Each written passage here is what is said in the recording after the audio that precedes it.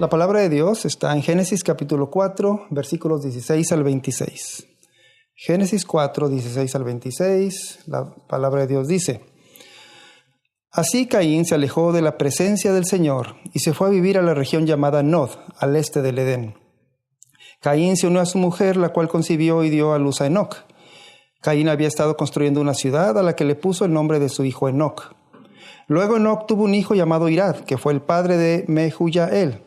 Este a su vez fue el padre de Matusael, y Metusael fue el padre de Lamec. Lamec tuvo dos mujeres, una de ellas se llamaba Ada y la otra Sila. Ada dio a luz a Jabal, a quien a su vez fue el antepasado de los que viven en tiendas de campaña y crían ganado. Jabal tuvo un hermano llamado Jubal, quien fue el antepasado de los que tocan el arpa y la flauta. Por su parte, Sila dio a luz a Tubal-Caín, que fue herrero y forjador de toda clase de herramientas de bronce y de hierro. Tubal-Caín tuvo una hermana que se llamaba Noamá. Lamec dijo a sus mujeres, a Ada y Sila: Escuchen bien, mujeres de Lamec, escuchen mis palabras. Maté a un hombre por haberme herido y a un muchacho por golpearme. Si Caín será vengado 7 veces, 77 veces será vengado Lamec. Adán volvió a unirse a su mujer y ella tuvo un hijo que se llamó Set, porque dijo: Dios me ha concedido otro hijo en lugar de Abel, al que mató Caín. También Set tuvo un hijo a quien llamó Enos. Desde entonces se comenzó a invocar el nombre del Señor.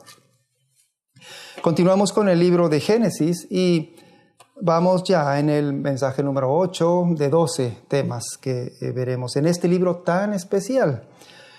Y luego, digo especial, porque luego hacemos preguntas al libro de Génesis o cuando leemos el libro de Génesis, como en esta historia del capítulo 4.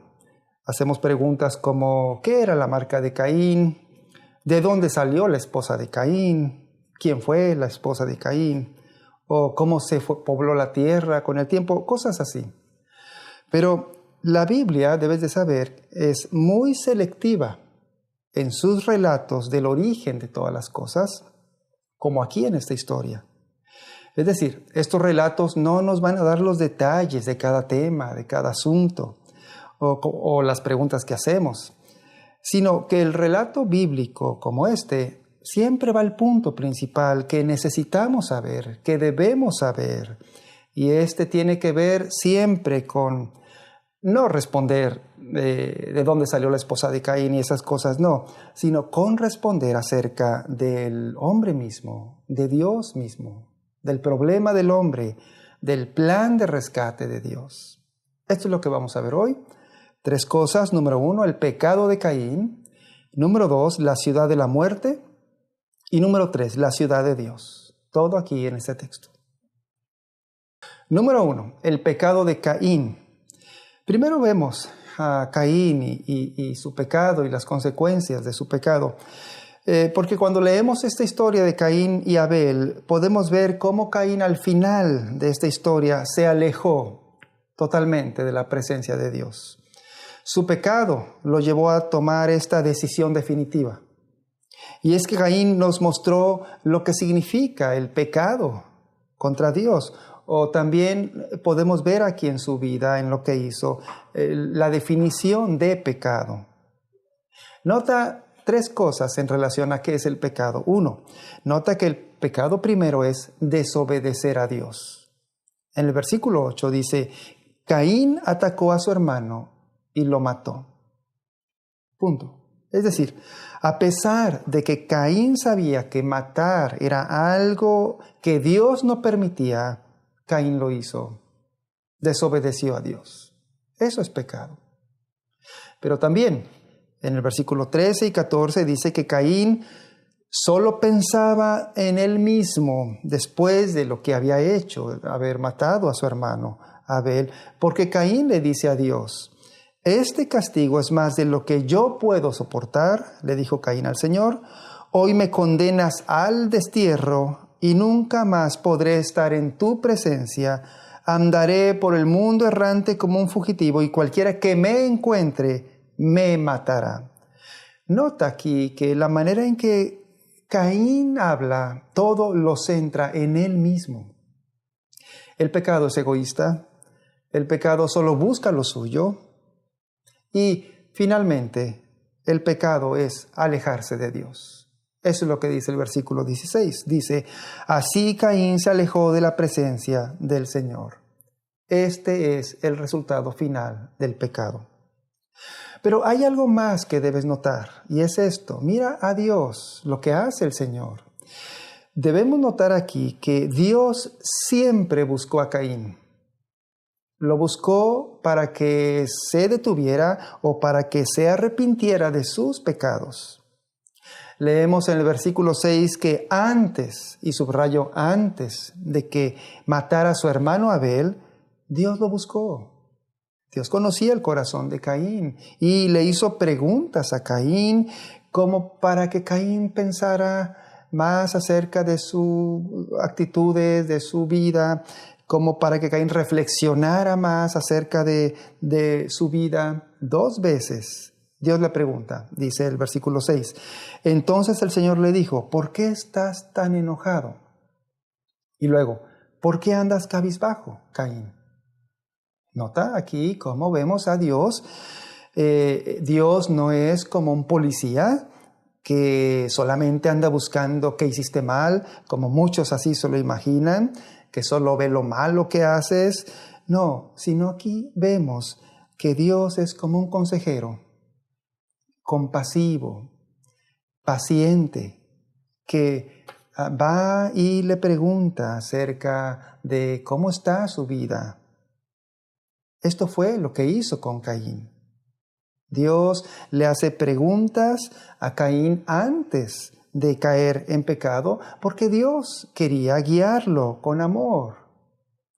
Entonces, vemos aquí en la historia que Dios se compadeció por Caín y por eso va con él y le advierte algo así como, Caín, ten cuidado con el pecado. Puede atraparte como una fiera el pecado. Y lo que vemos aquí es que Dios es como un amoroso consejero. Pero ¿qué pasó con Caín? Caín no quiso escuchar a Dios. Caín no quiso arrepentirse de su pecado. En el mensaje anterior dijimos que el arrepentimiento es tener un cambio de actitud o de dirección en la vida, en tu vida. Y este cambio incluye tristeza por el pecado y también un deseo de dejar el pecado. Eso es arrepentirse, pero Caín no hizo nada de esto. Y por eso, al final de su relación con Dios, dice que Caín se alejó de la presencia del Señor y se fue a vivir a la región llamada Nod, al este del Edén, y así dejó a Dios. Hay una historia que leí hace unos días y tiene mucho que ver con esto que hizo Caín de haber conocido a Dios y alejarse de Dios.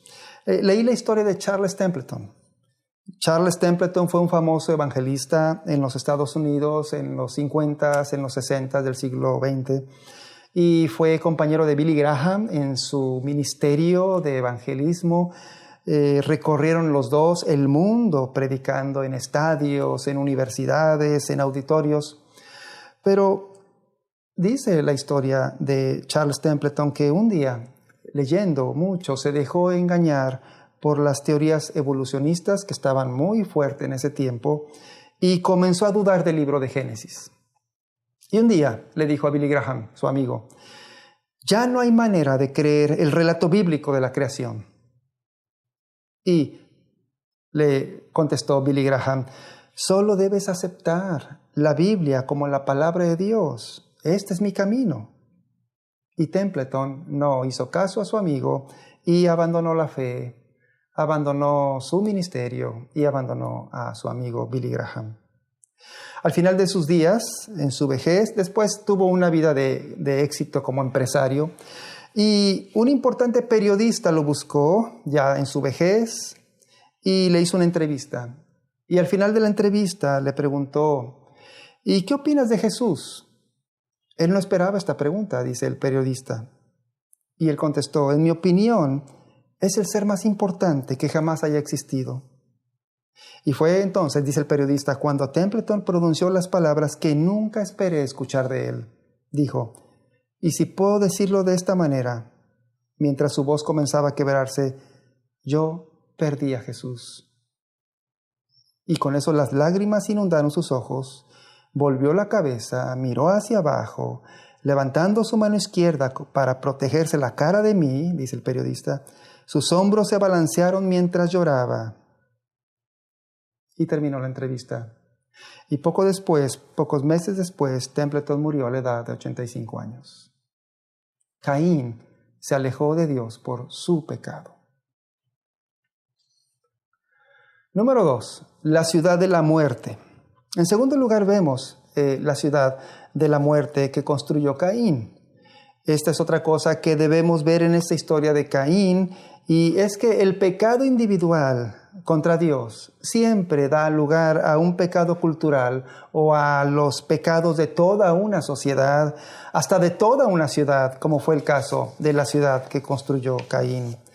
Y esto es lo que vemos aquí, en la descendencia de Caín, porque dice que cuando ellos construyeron una ciudad o estaban construyendo una sociedad, podemos ver ahí que había una extraña mezcla de luz, pero también de oscuridad en la ciudad. El versículo 17 de Génesis 4 dice que Caín había estado construyendo una ciudad.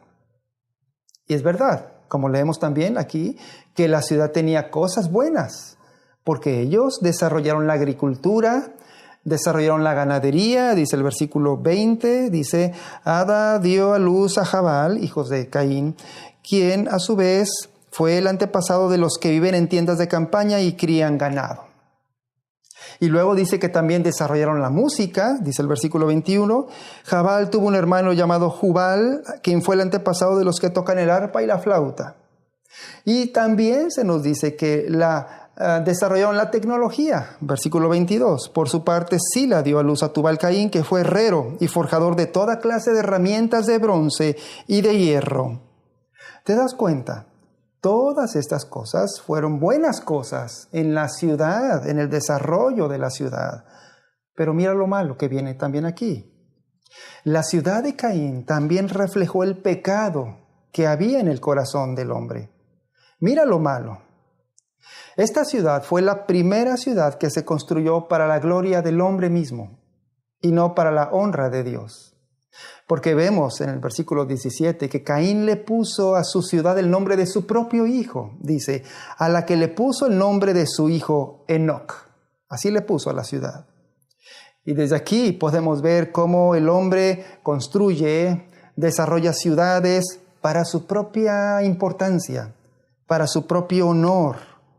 La ciudad se volvió desde aquí hasta nuestros días en un lugar donde se alaba el poder humano y no la gloria de Dios, o donde se vive sin Dios, como lo estamos viendo aquí.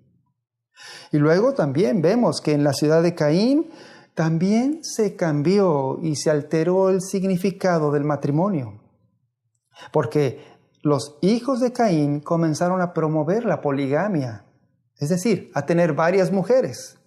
Dice el versículo 23, Lamec dijo a sus mujeres Ada y Sila, escuchen bien, mujeres de Lamec.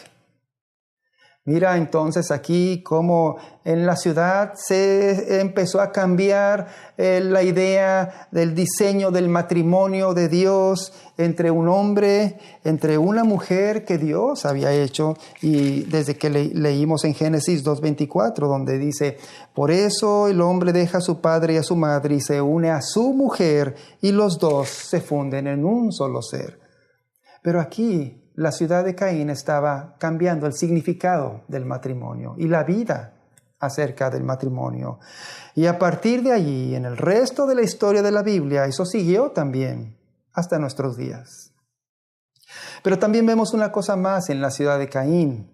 Vemos que en esta ciudad de la muerte, la sociedad estaba llena de violencia, de venganzas entre sus pobladores.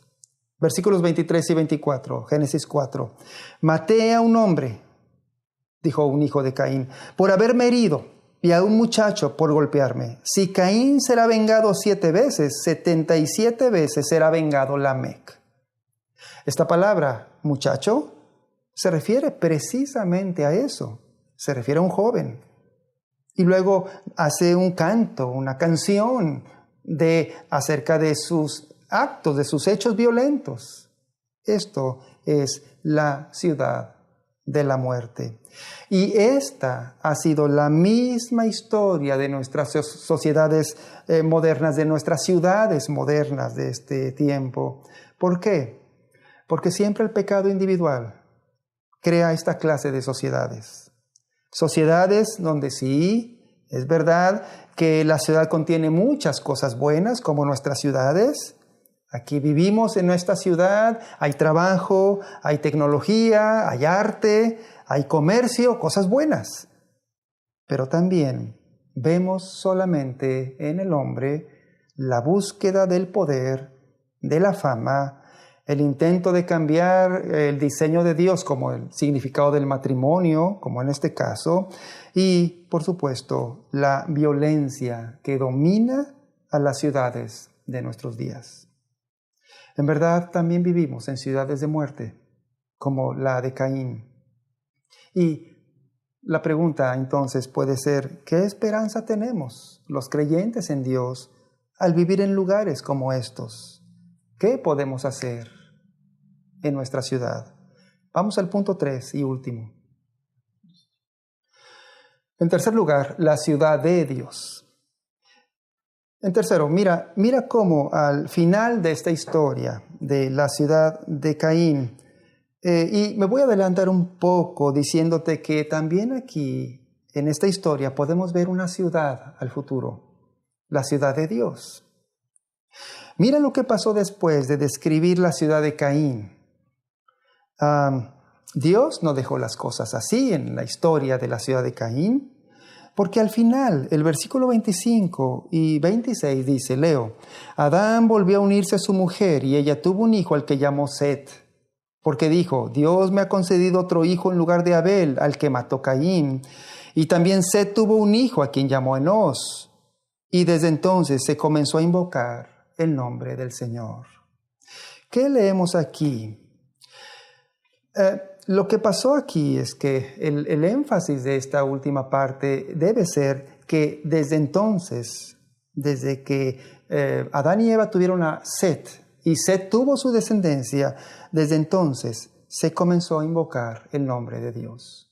Se comenzó a adorar, a alabar a Dios.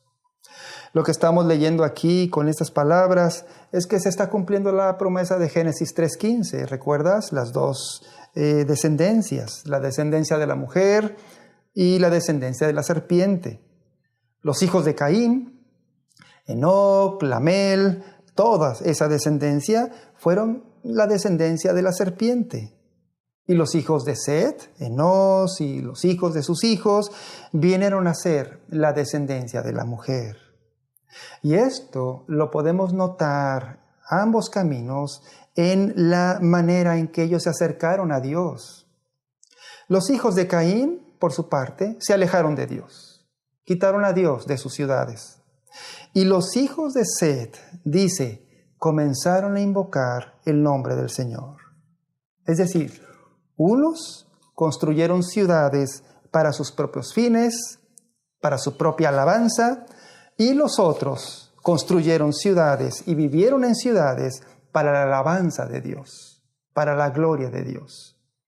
Aquí vemos entonces a dos clases de ciudades que son muy diferentes la una de la otra. Mucho tiempo después, cuando Jesús enseñó, ya en el Nuevo Testamento, Jesús dijo algo acerca de esto en el llamado Sermón de la Montaña. En Mateo 5, 14 al 16, Jesús le dijo esto a sus discípulos. Ustedes son la luz del mundo. Una ciudad en lo alto de una colina no puede esconderse, ni se enciende una lámpara para cubrirla con un cajón. Por el contrario, se pone en la repisa para que alumbre a todos los que están en la casa. Hagan brillar su luz delante de todos, para que ellos puedan ver las buenas obras de ustedes y alaben al Padre que está en el cielo. Mira lo que Jesús les dice aquí a sus discípulos, a sus fieles seguidores, a ti y a mí, si somos seguidores de Jesús, les dice que todos ellos son como una ciudad que brilla por su manera de vivir, por su manera de pensar. Como diciendo, si tú eres un fiel seguidor de Jesús, formas parte de otra clase de ciudad, como si vivieras en una ciudad dentro de la ciudad donde tú vives. Por eso Pablo en Filipenses 3:20 dice que todos los creyentes en Jesús son ciudadanos del cielo. Lo que Jesús dijo aquí entonces es que los descendientes de Set, los creyentes en Dios, en Jesús, viven en una ciudad, dentro de su ciudad, pero viven de diferente manera. Como dice el texto, invocando el nombre del Señor. Viven en su ciudad haciendo el bien, siendo de bendición a su ciudad donde viven. Volvamos finalmente a la historia de Caín y Abel. Cuando Adán y Eva vieron la muerte de su hijo Abel, parecía que la verdadera vida había sido destruida para siempre. Pero después leímos que Dios les dio a Set y tuvieron una nueva esperanza. Y de Set, mucho tiempo después, nació Jesús. Y cuando después parecía que con la muerte de Jesús, los discípulos habían perdido toda esperanza de una verdadera vida, en la resurrección de Jesús vieron que sí había esperanza, porque Jesús murió, pero también resucitó con su victoria sobre la muerte. Y creer esto, creer el Evangelio, nos permite entonces vivir en la nueva ciudad, en la ciudad de Dios, que son los cristianos, que es la iglesia cristiana. Y la pregunta que te hago final es, ¿en qué ciudad vives ahora? ¿Vives en la ciudad de la muerte, con sus ideas, pensamientos, manera de vivir? ¿O vives en la ciudad de Dios, siendo luz, haciendo brillar tu luz, para que puedan ver las buenas obras de ustedes y alaben al Padre que está en el cielo? Y los descendientes de Set comenzaron a invocar el nombre del Señor. Vamos a hacer una oración. Cierra tus ojos. Nuestro Dios, te pedimos que podamos ser luz y brillar como hijos tuyos en la ciudad donde tú nos has puesto.